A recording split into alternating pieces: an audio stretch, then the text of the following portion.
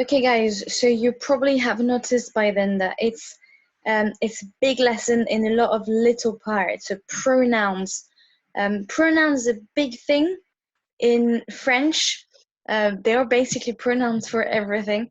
So you would have seen the subject pronoun already, the object pronoun, and the indirect object pronoun in the videos that were before. And now we are going to move a little bit further. So direct object and indirect object with things that we've already seen kind of in the past. So when we, for example, when we did the past tense with avoir, when the direct object was placed in front, that's when we actually started to cover the direct object. And then we also kind of looked at the indirect object for the same reasons.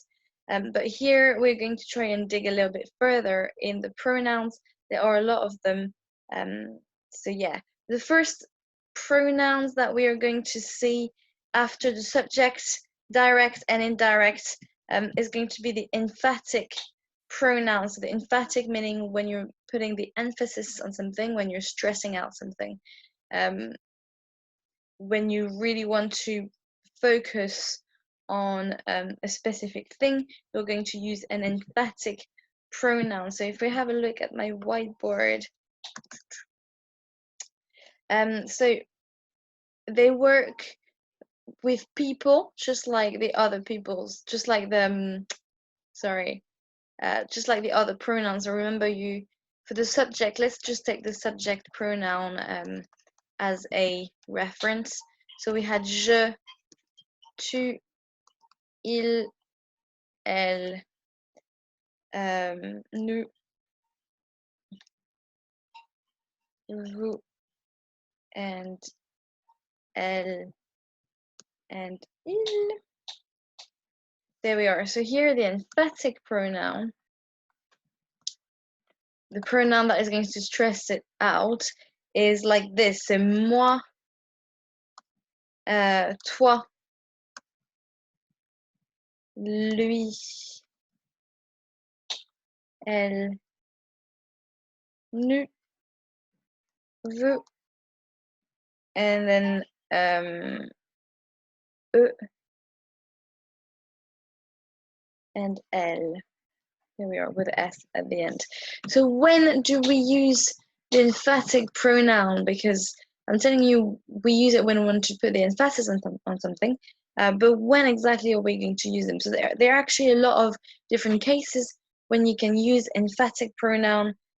So for example, when you say, as for me, in my opinion, as for me, I believe that vegetarianism is better than, eating meat, for example, as for me. So you use moi, comma, je pense, blah, blah, blah. Okay, so like me, as for me, comma, I think that, blah, blah, blah. So when you want to emphasize on an opinion, that you would use an emphatic pronoun. Also, when you're talking about you and someone, so for example, when you say my family and me, or me and my family, you use moi et ma famille, okay? And if you're actually ever wondered why we're saying moi and not je and ma famille, or mon et ma famille, it's because we're using an emphatic pronoun here. We don't actually need to say me and my family. We can just say we, and then the person that is listening to you would be understanding that you're talking about a group of person in which you were included. So we, nous avons fait, blah, blah, blah. However, here you just want to put the emphasis on who was inside of that group. So you're just precising it, me and my family. And in that case, me is going to be an emphatic pronoun. So that's one of the cases you would use it.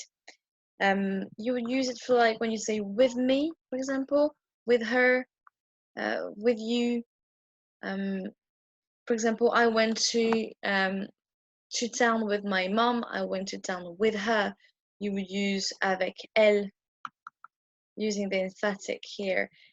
With me, you'd say avec moi. So So here using the emphatic pronoun. You would use it at, for example, one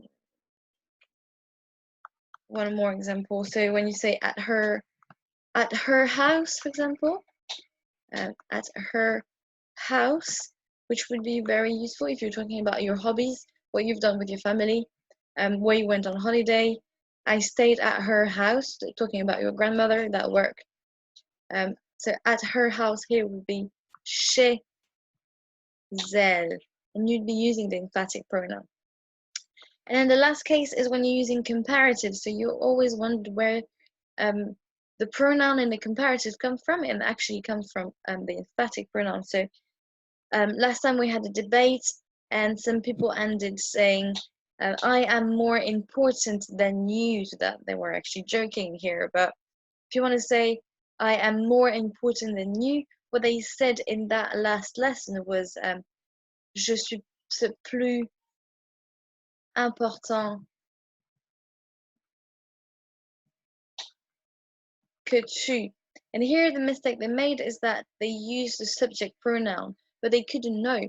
But here you will actually need to put the emphasis, to use the emphatic pronoun. So I am more important than you, putting the emphasis on the you there. So every time you're using a comparison, you would also use the emphatic pronoun. So je suis plus important que toi. There we are. So this is one of the many pronouns that exists, emphatic pronoun. They are very nice. They look very well on a copy, especially on the higher copy. So if you want to use them, no moderation here, just use them as much as you want. And I'm going to let you do your booklet, have a look at that. Do it as well for the direct and indirect, so because I didn't say that in the previous video, but that's obvious, right? So I just let you go through your booklet. If you have any question, please ask me. This is a difficult topic. Pronouns, if there were like 2 or 3 of them, would be, I wouldn't say they would be easy, but they would be a lot less confusing. Be a lot more, a lot easier to actually think it through and put it in a sentence. But here, because there are a lot of pronouns, I'm going to give you a lot of things. Just take the time to practice them, to get confident with them, familiar with them. You might not get it right first time, and that's okay. Good thing is that you'll have time to practice before your actual exam, and I'll give you some exercises. We'll definitely do pronouns next week, and a lot of other times as well, because it is quite confusing. So anyway, that was the lesson on the emphatic pronoun. Next lesson is about relative pronouns. So another joke here. See you soon.